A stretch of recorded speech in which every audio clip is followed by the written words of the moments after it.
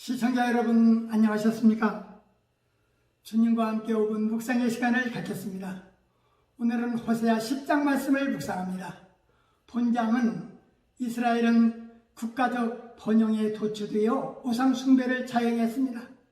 본문 2절에 두 마음을 품었다고 언급하는데 호세아의 예리적 통찰력으로 당시 이스라엘의 영적 상태를 가장 정확하게 꼬집은 말로 이스라엘이 두 마음을 품었다고 비난했습니다.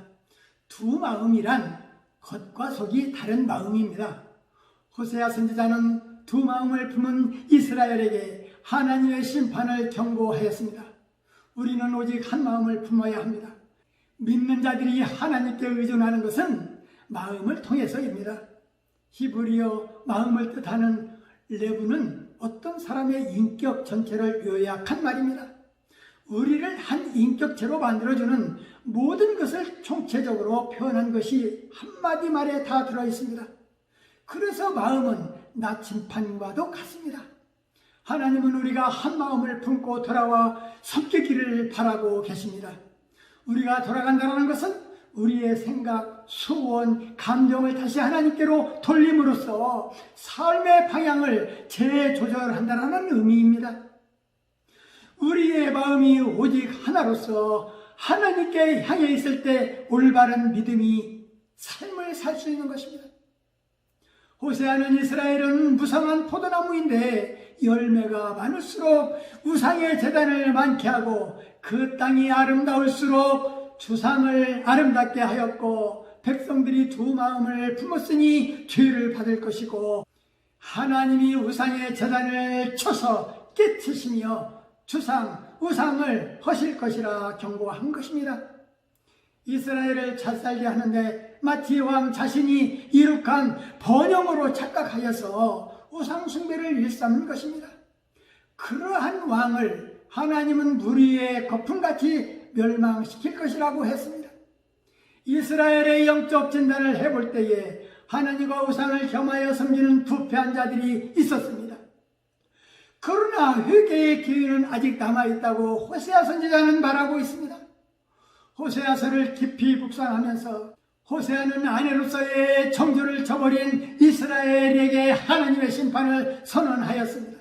그의 메시지는 처음부터 고멜에게서 낳은 세 자녀에게 하나님의 심판을 상징하는 이름을 붙이고 음란한 아내 이스라엘과 이혼을 하시겠다라는 하나님의 선언으로 시작합니다.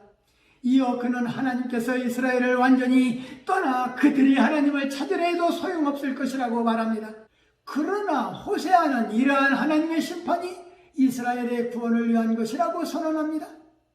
호세아의 사랑이 고멜의 부정보다 깊었듯이 이스라엘을 향한 하나님의 사랑은 그들의 배신에도 불구하고 변함없으시다 하셨습니다.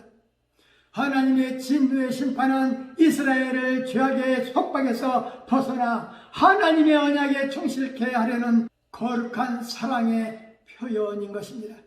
그러나 그러한 날은 이스라엘이 과거 자신의 여인들이 보는 앞에서 벌가벗겨 수치를 당하고 난 뒤에 격리와 훈육에 많은 날을 보낸 후에야 올 것이라고 호세아는 말하고 있습니다. 너희가 의를 심고 긍휼을 거두라. 지금이 여호와를 찾을 때이니 너희 묵은 땅을 경작하라.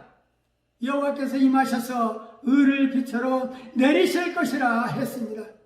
의를 실천할 수 있는 진실한 마음에 하나님의 은혜를 채워주실 것을 선지자는 예언한 것입니다. 의를 심는 일은 말씀을 사모하며 하나님을 전하는 일이며 사랑을 실천하는 자들입니다. 우리는 잊지 않도록 해야 할 것입니다. 말씀을 상고하며 기도하며 묵상의 시간을 마치겠습니다.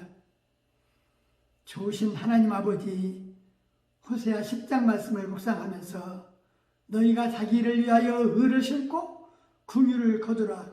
지금이 곧 여호와를 찾을 때니 너희 묵은 땅을 기경하라. 마침내 여호와께서 임하사 의를 빛처럼 너희에게 내리시리라 하셨습니다. 주님 말씀을 묵상하면서 이스라엘이 풍요롭게 살 때 두 마음을 품었다고 호세아의 입침을 들었습니다. 풍요를 통해 하나님께 영광을 돌리기보다는 그 문화를 이용하여 우상숭배에 점점 더 깊이 빠져드는 오늘날의 안타까운 현실이 아닌지, 우리 역시 두 마음을 품고 하나님을 섬기고 있지는 않는지, 우리 가정에서 하나님보다 더 높이는 것은 없는지 본문 말씀을 묵상하면서 살펴보게 하옵소서. 하나님은 우상을 경계하라고 수차 말씀하셨습니다. 우상 숭배는 하나님의 징계를 받고 그 우상 때문에 수치를 당하고 결국은 물거품처럼 사라져 망하게 된다는 사실을 잊지 않게 하옵소서. 예수님 이름으로 간절히 기도하옵나이다. 아멘.